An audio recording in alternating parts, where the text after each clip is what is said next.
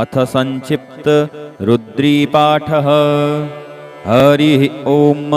गणानां त्वा गणपतिगुं हवामहे प्रियाणां त्वा प्रियपतिगुं हवामहे निधीनां त्वा निधिपतिगुं हवामहे वसो मम आहमजानि गर्भधमा त्वमजासि गर्भधम् गायत्री त्रिष्टुप्जगत्यनुष्टुप् पंक्त्या सह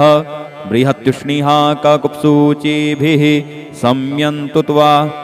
द्विपदाजाश्चतुष्पदास्त्रिपदाजाश्च खट्पदाः विच्छन्दाजाश्च सच्छन्दाः सूचिभिः सम्यन्तु त्वा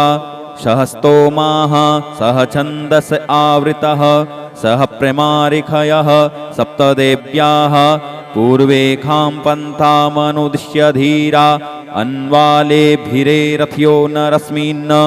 जज्जाग्रतो दूरमुदैति दैवं तदुसुप्तस्य तथैवैति दूरङ्गमञ्ज्योतिखान् ज्योतिरेकन्तन्मे मनः शिवसङ्कल्पमस्तु येन कर्माण्यपसो मनीखिणो यज्ञे कृणवन्ति विदधे कुद्धीराः जदपूर्वं जक्ष्यमन्तः प्रजानां तन्मे मनः शिवसङ्कल्पमस्तु यत्प्रज्ञानमुतचेतो धृतिश्च जज्ज्योतिरन्तरमृतं प्रजासु यस्मान्नरिते किञ्चन कर्म क्रियते तन्मे मनः शिवसङ्कल्पमस्तु जेनेदं भूतं भुवनं भविष्यत्परग्रहीतममृते न सर्वं जेन यज्ञस्तायते सप्तहोता तन्मे मनः शिवसङ्कल्पमस्तु जस्मिन् ऋचः सामजजुगुंखि जस्मिन् प्रतिष्ठिता रथनाभाविवाराः यस्मिंश्चित्तगुं सर्वमोतं प्रजानां तन्मे मनः शिवसङ्कल्पमस्तु सुखारथिरस्वान्निव जन्मनुख्यानेनीयते भीषुभ्रिवार्जिन इव हृत्प्रतिष्ठं जदजिरञ्जविष्ठं तन्मे मनः शिवसङ्कल्पमस्तु हरिः ॐ सहस्रशीर्षा पुरुषः सहस्राक्षः सहस्रपात् स भूमिगुं सर्वतस्पृत्वात्यतिष्ठद्दशाङ्गुलम् पुरुष एवेदगुं सर्वं यद्भूतं यच्च भाव्यम्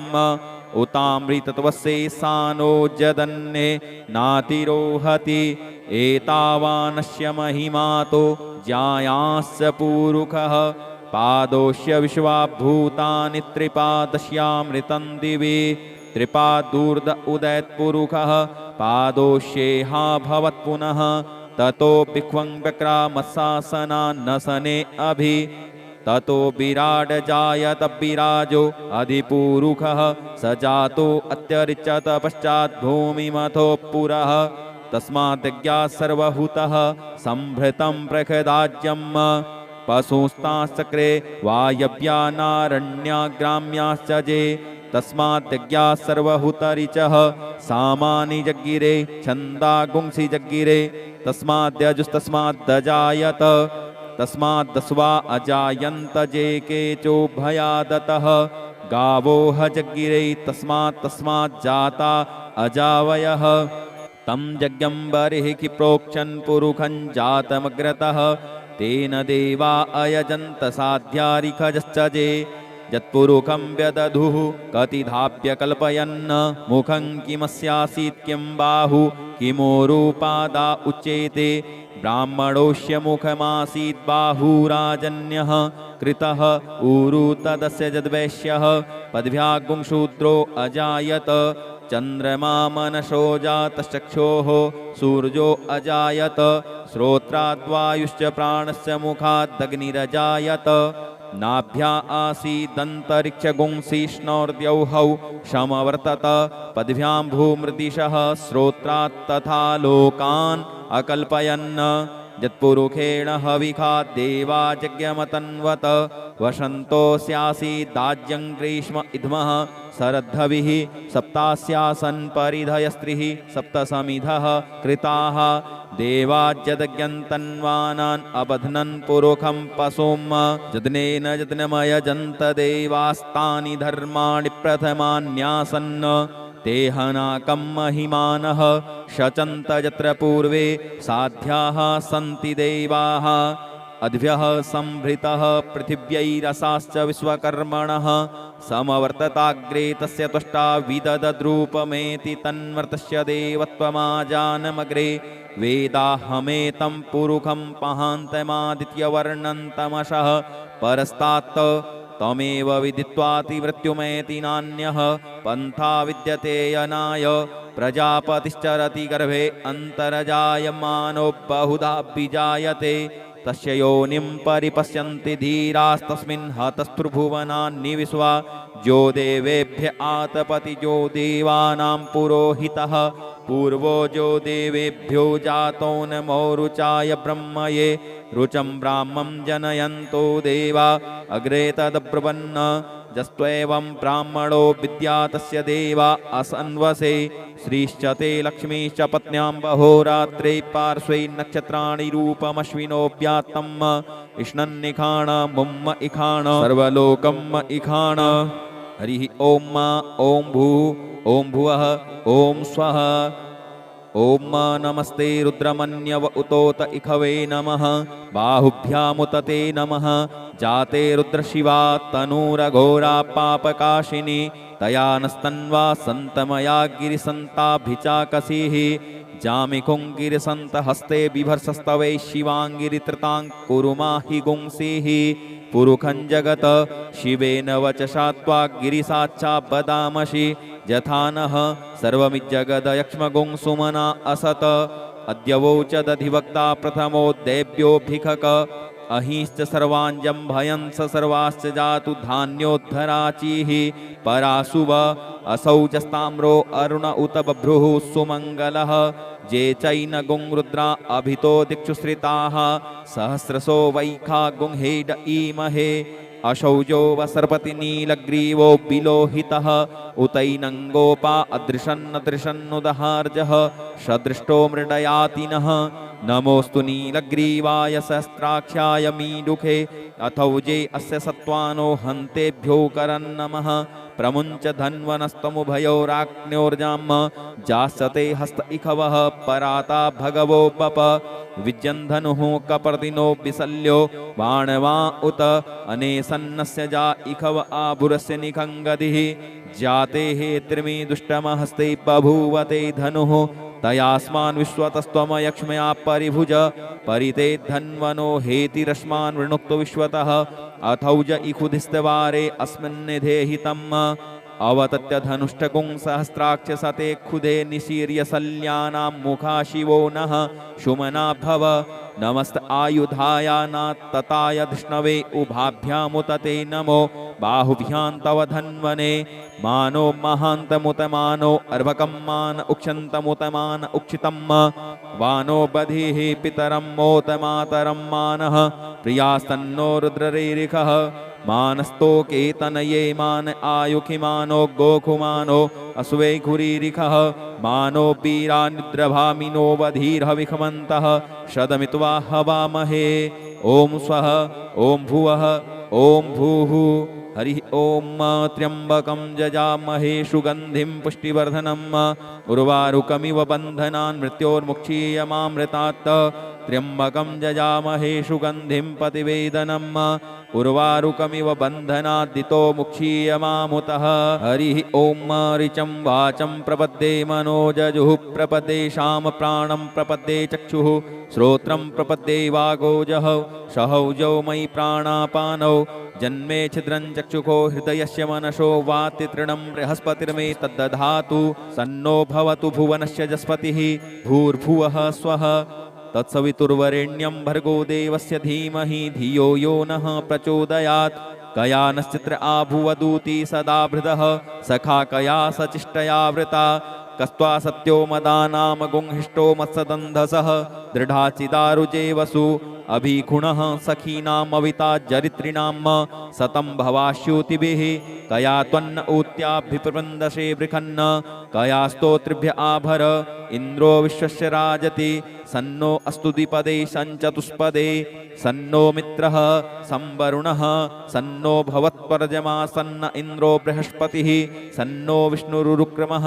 सन्नो वातः पवतागुं सन्नस्तपतु सूर्यः सन्नः कनिकृतद्देवः पर्जन्यो अभिवरिखतु अहानिशं भवन्तु नः सगुं रात्रिः प्रतिधीयताम् सन्न इन्द्राग्नि भवतामवोभिः सन्न इन्द्रावरुणारात हव्या सन्न इन्द्रापूखणा वाजसातौ शमिन्द्रा सोमाश्विताय संयोः सन्नो देवी रविष्टय आपो भवन्तु पीतये संजोरविस्रवन्तु नः श्योना पृथविनो भवानिक्षरान्निवेशनी गच्छानः सर्वसप्रथाः आपो हिष्टामयो भुवस्तान ऊर्जे दधातनः महीरणाय चक्षसे जो वः शिवतमो रसस्तस्य भाजयते हनः उसतीरिव मातरः तस्मा अरङ्गमामवोज्यस्य क्षयाय जिन्वथ आपो जनजथाचनः द्यौहौ शान्तिरन्तरिक्षगुं शान्तिः पृथिवी शान्तिरापः शान्ति ओषधयः शान्तिः वनस्पतयः शान्तिर्विश्वे देवाः शान्तिर्ब्रह्म शान्तिः सर्वगुं शान्तिः शान्तिरेव शान्तिः सामा शान्तिरेधि धृते द्रिगुंहमा मित्रस्य मा चक्षुषा सर्वाणि भूतानि समीक्षन्ताम् मित्रस्याहं चक्षुषा सर्वाणि भूतानि समीक्षे मित्रस्य चक्षुषा समीक्ष्यामहे धृते द्रिगुंहमा जोक्ते सन्दृशजीव्या संजोक्ते सन्दृशजीव्या सम्म नमस्ते हरसे शोचिखे नमस्ते अस्त्वर्चिखे अन्यास्ते अस्मत्तपन्तु हेतयः पावको अस्मभ्यगुं शिवो भव नमस्ते अस्तु विद्युते नमस्ते स्तनयित्नवे नमस्ते भगवन्नस्तु यतः स्वः समीहसे यतो यतः समीहसे ततो नो अभयं कुरु सन्नः कुरु प्रजाभ्यो भयन्नः पशुभ्यः सुमित्रियान् आप औषधयः सन्तु दुर्मित्रिया तस्मै सन्तु जो अस्मान् द्वेष्टियं च वयं द्विक्मः तच्चक्षुर्देव हितं पुरस्तात् शुक्रमुच्चरत पश्येम सरदः सतं जीवेम सरदः सतगुं शृणुयाम सरदः सतं पब्रवाम सरदः सतमदीनाः श्याम सरदः सतं भूयश्च सरदः सतात्त हरिः ॐ स्वस्ति न इन्द्रो वृधस्रवाः स्वस्ति नः पूषा विश्ववेदाः स्वस्ति नस्तारक्ष्यो अरिष्टनेमिः स्वस्ति नो बृहस्पतिर्दधातु ॐ पयः पृथिव्यां पय औषधीकुपयो दिव्यन्तरिक्षे पयोधाः पयश्वतीः प्रदिशः सन्तु मह्यम् ॐ विष्णोरराटमशि विष्णोः स्नप्थैस्थो विष्णोः शूरसि विष्णो ध्रुवो शिवैष्णवमशि विष्णवे त्वा ॐ अग्निर्देवता वातो देवता सूर्यो देवता चन्द्रमा देवता वशवो देवता रुद्रा देवता द्वितीया देवता मरुतो देवता विश्वे देवा देवता बृहस्पतिर्देवतेन्द्रो देवता वरुणो देवता ॐ सद्यो जातं प्रपद्यामि सद्यो जाताय वै नमो नमः भवे भवेनाति भवे भवस्व मां भवोद्भवाय नमः वामदेवाय नमो ज्येष्ठाय नमः श्रेष्ठाय नमो रुद्राय नमः कालाय नमः कलविकर्णाय नमो बलविकर्णाय नमो बलाय नमो बलप्रमथनाय नमः सर्वभूतदमनाय नमो मनोन्मनाय नमः अघोरेभ्योऽथ घोरेभ्यो घोरघोरतरेभ्यः सर्वेभ्यः सर्वसर्वेभ्यो नमस्ते अस्तु रुद्ररूपेभ्यः तत्पुरुषाय विद्महे महादेवाय धीमहि तन्नो रुद्रः प्रचोदयात् ईशानः सर्वविद्यानाम् ईश्वरः सर्वभूतानां ब्रह्माधिपतिर्ब्रह्मणोऽधिपतिर्ब्रह्मा शिवो मे अस्तु सदा शिवोम ॐ शिवो नामाशिष्वधितिस्ते पिता नमस्ते अस्तु मामाहि गुंसीः निवर्त्ययाम्यायुखेनाद्याय प्रजननाय रायस्पोकाय सुप्रजास्त्वाय सुवीर्याय ॐ विश्वानि देव सवितर्दुरितानि पराशुव जद्भद्रं तन्न आशुव ॐ द्यौहौ शान्तिरन्तरिक्षगुं शान्तिः पृथिवी शान्तिरापः शान्ति ओषधयः शान्तिः वनस्पतयः शान्तिर्विश्वे देवाः शान्तिर्ब्रह्म शान्तिः सर्वगुं शान्तिः शान्तिरेव शान्तिः सामा शान्तिरेधि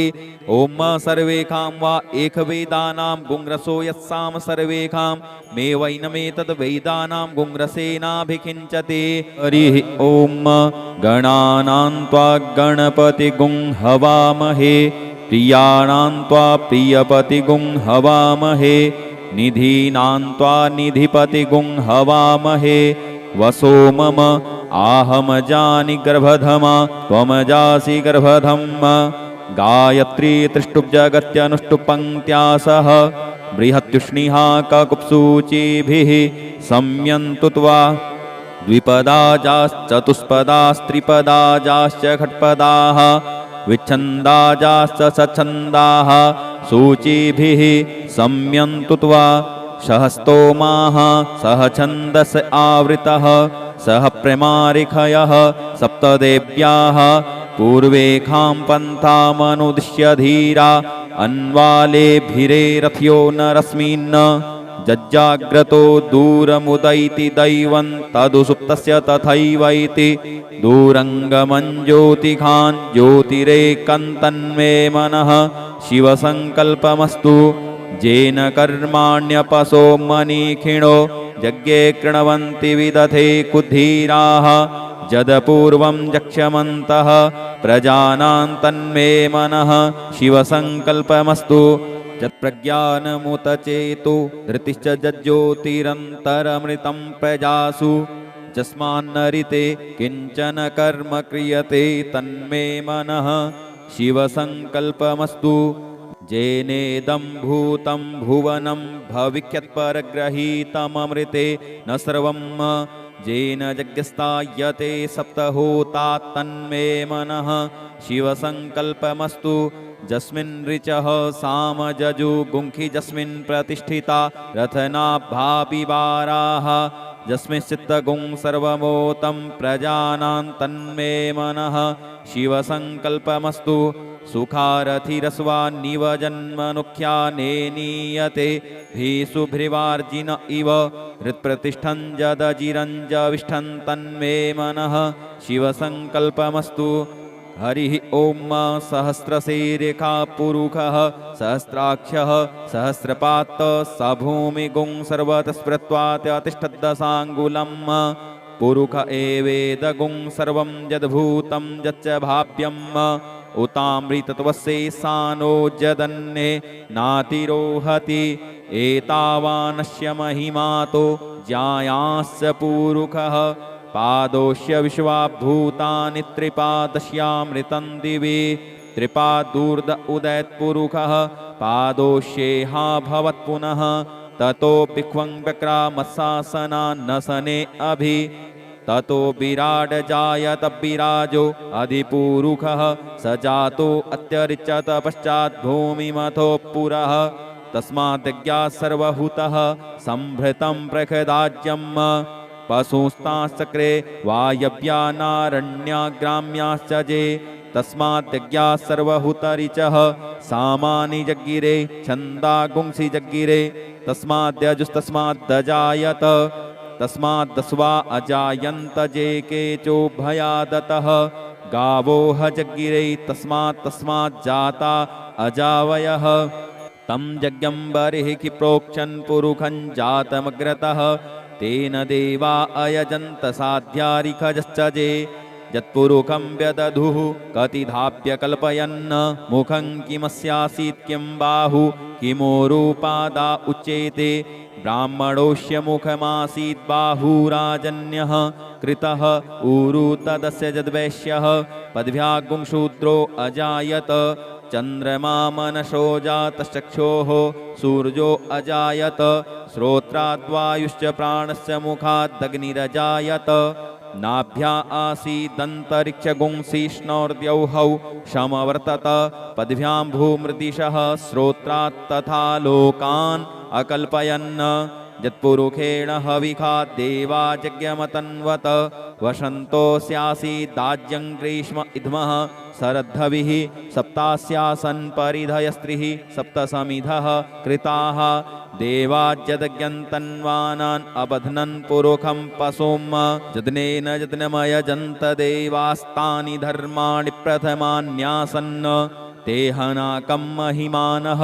शचन्त यत्र पूर्वे साध्याः सन्ति देवाः अद्भ्यः संभृतः पृथिव्यैरसाश्च विश्वकर्मणः समवर्तताग्रे तस्य त्वष्टा विददद्रूपमेति तन्मर्तस्य देवत्वमाजानमग्रे वेदाहमेतं पुरुखं पहान्तमादित्यवर्णन्तमशः परस्तात् तमेव विदित्वातिमृत्युमेति नान्यः पन्था विद्यते यनाय प्रजापतिश्चरति गर्भे अन्तर्जायमानो बहुधा विजायते तस्य योनिं परिपश्यन्ति धीरास्तस्मिन् हतस्त्रिभुवनानि विश्वा जो देवेभ्य आतपति जो देवानां पुरोहितः पूर्वो जो देवेभ्यो जातो नमो रुचाय ब्रह्मये रुचं ब्राह्मं जनयन्तो देवा अग्रे तदब्रुवन् जस्त्वेवं ब्राह्मणो विद्या तस्य देवा असन्वसे श्रीश्च ते लक्ष्मीश्च पत्न्यां बहोरात्रे पार्श्वे नक्षत्राणि रूपमश्विनोऽव्यात्तम् इष्णन्निखाण मुम्म इखाण सर्वलोकम् इखाण हरिः ॐ ॐ ॐ भुवः ॐ स्वः ॐ नमस्ते रुद्रमन्यव उतोत इखवे नमः बाहुभ्यामुत ते नमः जाते रुद्रशिवा तनूरघोरा पापकाशिनी तया नस्तन्वा सन्तमया गिरिसन्ताभिचाकसीः जामिकुङ्गिरिसन्त हस्ते बिभर्सस्तवै शिवाङ्गिरित्रताङ्कुरुमाहि गुंसीः पुरुखं जगत शिवेन वचसा त्वा गिरिसाच्छा बदामसि यथा नः सर्वमिज्जगदयक्ष्मगुं सुमना असत अद्यवोच दधिवक्ता प्रथमो देव्योऽभिखक अहिश्च सर्वाञ्जं भयं स सर्वाश्च जातु धान्योद्धराचीः पराशुव असौजस्ताम्रो अरुण उत बभ्रुः सुमङ्गलः जे चैनगुं रुद्रा अभितो दिक्षुश्रिताः सहस्रसो वैखा गुंहेड ईमहे अशौजो वसर्पति नीलग्रीवो बिलोहितः उतैनङ्गोपा अदृशन्नदृशन्नुदहार्जः सदृष्टो मृडयातिनः नमोऽस्तु नीलग्रीवाय सहस्राख्याय मीडुखे अथौजे अस्य सत्त्वानो हन्तेभ्यो करन्नमः प्रमुञ्च धन्वनस्तमुभयोराग्न्योर्जाम् जास्यते हस्त इखवः पराता भगवो बप विजन्धनुः कपर्दिनो विशल्यो बाणवा उत अनेसन्नस्य जा इखव आभुरस्य निखङ्गदिः जाते हे त्रिमि दुष्टमहस्ते बभूवते धनुः तयास्मान् विश्वतस्त्वमयक्ष्मया परिभुज परिते धन्वनो हेतिरस्मान् वृणुक्तो विश्वतः अथौज इखुधिस्तवारे अस्मिन्निधेहितम् अवतत्य धनुष्टकुं सहस्राक्ष सते खुदे निशीर्य सल्यानां मुखा शिवो नः शुमना भव नमस्त आयुधायानात्तताय धृष्णवे उभाभ्यामुतते नमो बाहुभ्यां तव धन्वने मानो महान्तमुतमानो अर्भकं मान उक्षन्तमुतमान उक्षितम् वानो बधिः पितरं मोतमातरं मानः प्रियास्तन्नो रुद्ररेरिखः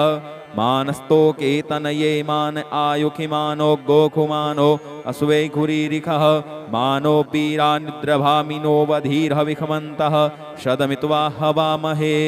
ॐ स्वः ॐ भुवः ॐ भूः हरिः ॐ त्र्यम्बकं जजामहे सुगन्धिं पुष्टिवर्धनम् उर्वारुकमिव बन्धनान् मृत्योर्मुक्षीयमामृतात् त्र्यम्बकं जजामहे सुगन्धिं पतिवेदनम् उर्वारुकमिव बन्धनाद्दितो मुक्षीयमामुतः हरिः ॐ ऋचं वाचं प्रपद्ये मनोजजुः प्रपद्ये शाम प्राणं प्रपद्ये चक्षुः श्रोत्रं प्रपद्ये वागोजः सहौजौ मयि प्राणापानौ जन्मे छिद्रं चक्षुषो हृदयस्य मनसो वाति तृणं बृहस्पतिर्मे तद्दधातु सन्नो भवतु भुवनस्य जस्पतिः भूर्भुवः स्वः तत्सवितुर्वरेण्यं भर्गो देवस्य धीमहि धियो यो नः प्रचोदयात् कया नश्चित्र आभुवदूती सदा भृदः सखा कया सचिष्टया वृता कस्त्वा सत्यो मदानाम गुंहिष्टो मत्सदन्धसः दृढाचिदारुजे वसु अभिखुणः सखीनामविता जरित्रिणां सतं भवाश्युतिभिः कया त्वन्न ऊत्याभिप्रबन्धसे बृखन्न कया स्तोत्रिभ्य आभर इन्द्रो विश्वस्य राजति सन्नो अस्तु द्विपदे सञ्चतुष्पदे सन्नो मित्रः संवरुणः सन्नो भवत्पर्जमा सन्न इन्द्रो बृहस्पतिः सन्नो विष्णुरुक्रमः सन्नो वातः पवतागुं सन्नस्तपतु सूर्यः सन्नः कनिकृतद्देवः पर्जन्यो अभिवरेखतु अहानिशं भवन्तु नः सगुं रात्रिः प्रतिधीयताम् सन्न इन्द्राग्नि भवतामवोभिः सन्न इन्द्रावरुणारात हव्या सन्न इन्द्रापूखणा वाजसातौ शमिन्द्रा सोमा शुविताय संजोः सन्नो देवी रविष्टय आपो भवन्तु पीतये संजोरविस्रवन्तु नः श्योना पृथविनो भवानिक्षरान्निवेशनी गच्छानः सर्वसप्रथाः आपो हिष्टामयो भुवस्तान ऊर्जे दधातनः महेरणाय चक्षसे जो वः शिवतमो रसस्य भाजयते हनः उसतीरिव मातरः तस्मा अरङ्गमामवोज्जस्य क्षयाय जिन्वथ आपो जनजथाचनः द्यौहौ शान्तिरन्तरिक्षगुं शान्तिः पृथिवी शान्तिरापः शान्ति ओषधयः शान्तिः वनस्पतयः शान्तिर्विश्वे देवाः शान्तिर्ब्रह्म शान्तिः सर्वगुं शान्तिः शान्तिरेव शान्तिः सामा शान्तिरेधि धृते द्रिगुंहमा मित्रस्य मा चक्षुषा सर्वाणि भूतानि समीक्षन्ताम् मित्रस्याहं चक्षुषा सर्वाणि भूतानि समीक्षे मित्रस्य चक्षुषा समीक्ष्यामहे धृते द्रिगुंहमा जोक्ते सन्दृशजीव्या संजोक्ते सन्दृशजीव्या सम्म नमस्ते हरसे शोचिखे नमस्ते अस्त्वर्चिखे अन्यास्ते अस्मत्तपन्तु हेतयः पावको अस्मभ्यगुं शिवो भव नमस्ते अस्तु विद्युते नमस्ते स्तनयित्नवे नमस्ते भगवन्नस्तु यतः स्वः समीहसे यतो यतः समीहसे ततो नो अभयं कुरु सन्नः कुरु प्रजाभ्यो भयन्नः पशुभ्यः सुमित्रियान् आप औषधयः सन्तु दुर्मित्रिया तस्मै सन्तु जो अस्मान् द्वेष्टियं च वयं द्विक्मः तच्चक्षुर्देव हितं पुरस्तात् शुक्रमुच्चरत पश्येम सरदः सतं जीवेम सरदः सतगुं शृणुयाम सरदः सतं पब्रवाम सरदः सतमदीनाः श्याम सरदः सतं भूयश्च सरदः सतात्त हरिः ओम स्वस्ति न इन्द्रो वृधस्रवाः स्वस्ति नः पूषा विश्ववेदाः स्वस्ति नस्तारक्षो अरिष्टनेमिः स्वस्ति नो बृहस्पतिर्दधातु ॐ पयः पृथिव्यां पय औषधीकुपयो दिव्यन्तरिक्षे पयोधाः पयश्वतीः प्रदिशः सन्तु मह्यम् ॐ विष्णोरराटमशि विष्णोः स्नप्थैस्थो विष्णोः शूरसि विष्णो ध्रुवो शिवैष्णवमशि विष्णवे त्वा ॐ अग्निर्देवता वातो देवता सूर्यो देवता चन्द्रमा देवता वशवो देवता रुद्रा देवता द्वितीया देवता मरुतो देवता विश्वे देवा देवता बृहस्पतिर्देवतेन्द्रो देवता वरुणो देवता ॐ सद्यो जातं प्रपद्यामि सद्यो जाताय वै नमो नमः भवे भवेनातिभवे भवस्व मां भवोद्भवाय नमः वामदेवाय नमो ज्येष्ठाय नमः श्रेष्ठाय नमो रुद्राय नमः कालाय नमः कलविकर्णाय नमो बलविकर्णाय नमो बलाय नमो बलप्रमथनाय नमः सर्वभूतदमनाय नमो मनोन्मनाय नमः अघोरेभ्योऽथ घोरेभ्यो घोरघोरतरेभ्यः सर्वेभ्यः सर्वसर्वेभ्यो नमस्ते अस्तु रुद्ररूपेभ्यः तत्पुरुषाय विद्महे महादेवाय धीमहि तन्नो रुद्रः प्रचोदयात् ईशानः सर्वविद्यानाम् ईश्वरः सर्वभूतानां ब्रह्माधिपतिर्ब्रह्मणोऽधिपतिर्ब्रह्मा शिवो मे अस्तु सदा शिवोम ॐ शिवो नामाशिष्वधितिस्ते पिता नमस्ते अस्तु मामाहि गुंसीः निवर्तयाम्यायुखेनाद्याय प्रजननाय राय स्पोकाय सुप्रजास्त्वाय सुवीर्याय ॐ विश्वानि देव सवितर्दुरितानि पराशुव जद्भद्रं तन्न आशुव ॐ द्यौः शान्तिरन्तरिक्षगुं शान्तिः पृथिवी शान्तिरापः शान्ति ओषधयः शान्तिः वनस्पतयः शान्तिर्विश्वे देवाः शान्तिर्ब्रह्म शान्तिः सर्वगुं शान्तिः शान्तिरेव शान्तिः सामा शान्तिरेधि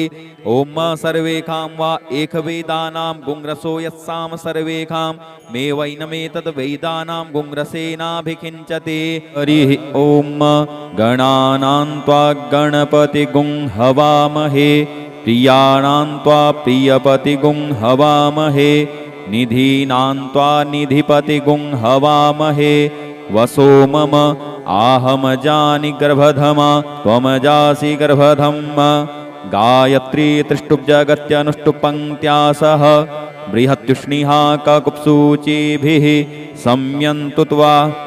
द्विपदाजाश्चतुष्पदास्त्रिपदाजाश्च खट्पदाः विच्छन्दाजाश्च सच्छन्दाः सूचिभिः संयन्तु त्वा सहस्तोमाः सह छन्दस आवृतः सह प्रमारिखयः सप्तदेव्याः पूर्वेखां पन्थामनुदिश्य धीरा अन्वालेभिरे रथ्यो न रश्मिन् जज्जाग्रतो दूरमुदैति दैवं तदुसुप्तस्य तथैवैति दूरङ्गमञ्ज्योतिखान् ज्योतिरेकन्तन्मे मनः शिवसङ्कल्पमस्तु जेन कर्माण्यपसो मनीखिणो यज्ञे कृणवन्ति विदधे कुद्धीराः जदपूर्वं यक्षमन्तः प्रजानां तन्मे मनः शिवसङ्कल्पमस्तु यत्प्रज्ञानमुतचेतो धृतिश्च जज्ज्योतिरन्तरमृतं प्रजासु यस्मान्नरिते किञ्चन कर्म क्रियते तन्मे मनः शिवसङ्कल्पमस्तु जेनेदं भूतं भुवनं भविष्यत्परग्रहीतममृते न सर्वं जेन यज्ञस्तायते सप्तहोता तन्मे मनः शिवसङ्कल्पमस्तु जस्मिन् ऋचः सामजजुगुंखि जस्मिन् प्रतिष्ठिता रथनाभापिवाराः जस्मिंश्चित्तगुं सर्वमोतं प्रजानां तन्मे मनः शिवसङ्कल्पमस्तु सुखारथिरस्वान्निव जन्मनुख्यानेनीयते भीषुभ्रिवार्जिन इव हृत्प्रतिष्ठं जदजिरञ्जविष्ठं तन्मे मनः शिवसङ्कल्पमस्तु हरिः ॐ सहस्रशीर्षः पुरुषः सहस्राक्षः सहस्रपात् स भूमिगुं सर्वतस्पृत्वातिष्ठद्दशाङ्गुलं पुरुष एवेदगुं सर्वं यद्भूतं यच्च भाव्यम् उतामृतत्वस्येशानो जदन्ये नातिरोहति एतावानस्य महिमातो ज्यायांश्च पुरुषः पादोष्य विश्वाभूतानि त्रिपादस्यामृतं दिवि त्रिपादूर्ध उदयत्पुरुषः पादोष्येहा भवत् पुनः ततो भिक्वं व्यक्रामशासना नसने अभि ततो विराड जायत विराजो अधिपुरुषः स जातो अत्यरिच्यत पश्चात् भूमिमथो पुरः तस्माद्यज्ञात् सर्वभूतः संभृतं प्रखदाज्यम् पशुस्ताश्चक्रे वायव्यानारण्याग्राम्याश्च जे तस्माद्यज्ञात् सर्वभूतरिचः सामानि जग्गिरे छन्दागुंसि जग्गिरे तस्माद्यजुस्तस्माद्दजायत तस्माद्दस्वा अजायन्त जे केचोभयादतः गावोह जग्गिरे तस्मात् अजावयः तं यज्ञं बर्हिः प्रोक्षन् पुरुषं जातमग्रतः तेन देवा अयजन्त साध्यारिखजश्च जे यत्पुरुषं व्यदधुः कतिधाप्य कल्पयन् मुखं किमस्यासीत् किं बाहु किमोरूपादा उच्येते ब्राह्मणोऽस्य मुखमासीत् बाहुराजन्यः कृतः ऊरु तदस्य यद्वैश्यः पद्भ्यागुंशूद्रो अजायत चन्द्रमा मनसो जातश्चक्षोः सूर्यो अजायत श्रोत्राद्वायुश्च प्राणस्य मुखादग्निरजायत नाभ्या आसीदन्तरिक्षगुंसिष्णोर्द्यौहौ समवर्तत पद्भ्यां भूमृदिशः श्रोत्रात् तथा लोकान् अकल्पयन् यत्पुरुषेण हविखा देवा यज्ञमतन्वत वसन्तोऽस्यासि दाज्यं ग्रीष्म इद्मः शरद्धविः सप्तास्यासन् परिधयस्त्रिः सप्तसमिधः कृताः देवाज्यदज्ञन्तन्वानान् अबध्नन् पुरुखं पशुं यज्ञेन यज्ञमयजन्त देवास्तानि धर्माणि प्रथमान्यासन् ते हनाकं महिमानः शचन्त यत्र पूर्वे साध्याः सन्ति देवाः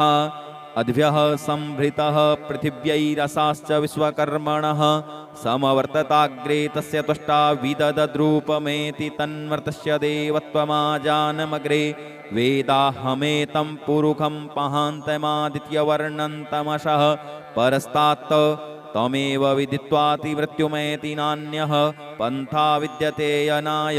प्रजापतिश्चरति गर्भे अन्तर्जायमानो बहुधा विजायते तस्य योनिं परिपश्यन्ति धीरास्तस्मिन् हतस्त्रिभुवनानि विश्वा जो देवेभ्य आतपति जो देवानां पुरोहितः पूर्वो जो देवेभ्यो जातो नमो रुचाय ब्रह्मये रुचं ब्राह्मं जनयन्तो देवा अग्रे तदब्रुवन् जस्त्वेवं ब्राह्मणो विद्या तस्य देवा असन्वसे श्रीश्च ते लक्ष्मीश्च पत्न्यां बहोरात्रे पार्श्वे नक्षत्राणि रूपमश्विनोऽव्यात्तम् इष्णन्निखाण मुम्म इखाण सर्वलोकम् इखाण हरिः ॐ ॐ ॐ भुवः ॐ स्वः ॐ नमस्ते रुद्रमन्यव उतोत इखवे नमः बाहुभ्यामुत ते नमः जाते रुद्रशिवा तनूरघोरा पापकाशिनी तया नस्तन्वा सन्तमया गिरिसन्ताभिचाकसीः जामिकुङ्गिरिसन्तहस्ते बिभर्सस्तवै शिवाङ्गिरित्रतां कुरुमाहि गुंसीः पुरुखं जगत शिवेन वचसा त्वा गिरिसाच्छा बदामसि यथा नः सर्वमिज्जगदयक्ष्मगुंसुमना असत अद्यवोच दधिवक्ता प्रथमो देव्योऽभिखक अहिश्च सर्वाञ्जं भयंस सर्वाश्च जातु धान्योद्धराचीः पराशुव असौजस्ताम्रो अरुण उत बभ्रुः सुमङ्गलः जे चैन गुंरुद्रा अभितो दिक्षुश्रिताः सहस्रसो वैखा गुंहेड ईमहे अशौजो वसर्पति नीलग्रीवो विलोहितः उतैनङ्गोपा अदृशन्नदृशन्नुदहार्जः सदृष्टो मृडयातिनः नमोऽस्तु नीलग्रीवाय सहस्राख्याय मीडुखे अथौजे अस्य सत्त्वानो हन्तेभ्यो करन्नमः प्रमुञ्च धन्वनस्तमुभयोराग्न्योर्जाम् जास्यते हस्त इखवः पराता भगवो पप विजन्धनुः कपर्दिनो विशल्यो बाणवा उत अनेसन्नस्य जा इखव आभुरस्य निखङ्गदिः जाते हे त्रिमी दुष्टमहस्ते बभूवते धनुः तयास्मान् विश्वतस्त्वमयक्ष्मया परिभुज परिते धन्वनो हेतिरस्मान् वृणुक्तो विश्वतः अथौज इखुधिस्तवारे अस्मिन्निधेहितम् अवतत्य धनुष्टकुं सहस्राक्ष सते खुदे निशीर्य सल्यानां मुखा शिवो नः शुमना भव नमस्त आयुधायानात्तताय धृष्णवे उभाभ्यामुतते नमो बाहुभ्यां तव धन्वने मानो महान्तमुतमानो अर्भकं मान उक्षन्तमुतमान उक्षितम् वानो बधिः पितरं मोतमातरं मानः प्रियास्तन्नो रुद्ररेरिखः मानस्तोके तनये मान आयुखिमानो गोखुमानो अस्वे खुरीरिखः मानो वीरानिद्रभामिनो वधीर्हविखमन्तः शदमित्वा हवामहे ॐ स्वः ॐ भुवः ॐ भूः हरिः ॐ त्र्यम्बकं जजामहे सुगन्धिं पुष्टिवर्धनम् उर्वारुकमिव बन्धनान् मृत्योर्मुक्षीयमामृतात् त्र्यम्बकं जजामहे सुगन्धिं पतिवेदनम्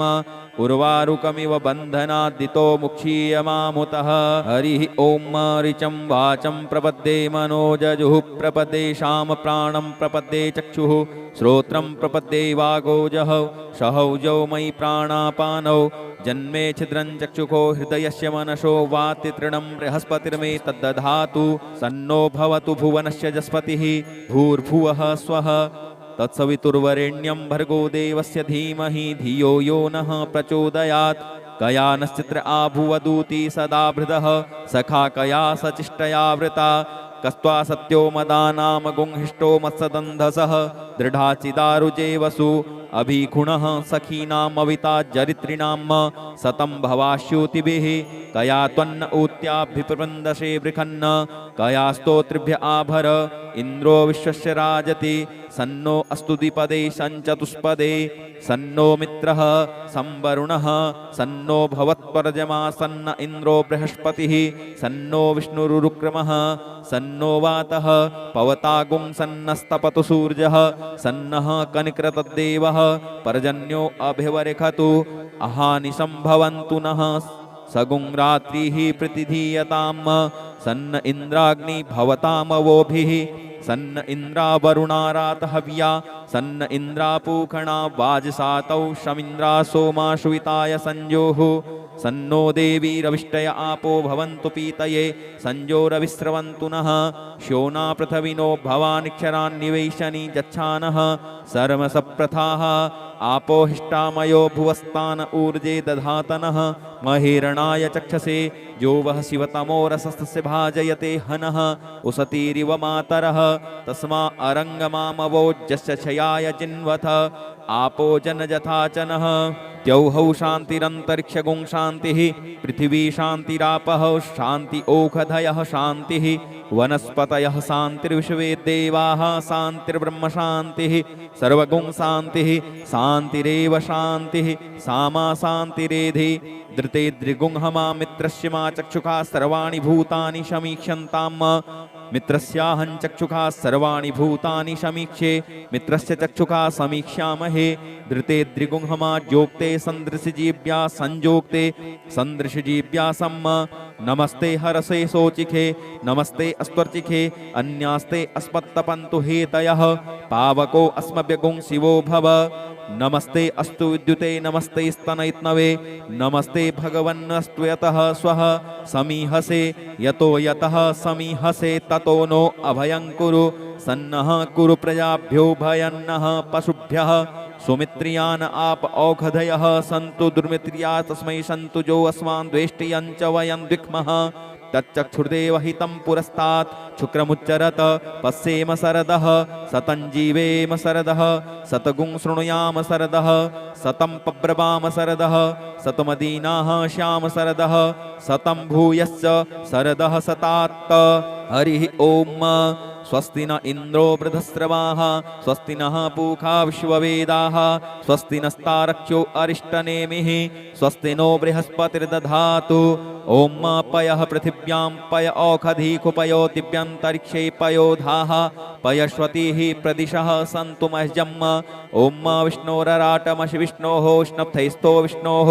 शूरसि विष्णो ध्रुवो शिवैष्णवमशि विष्णवे त्वा ॐ अग्निर्देवता वातो देवता सूर्यो देवता चन्द्रमा देवता वशवो देवता रुद्रा देवता द्वितीया देवता मरुतो देवता विश्वे देवा देवता बृहस्पतिर्देवतेन्द्रो देवता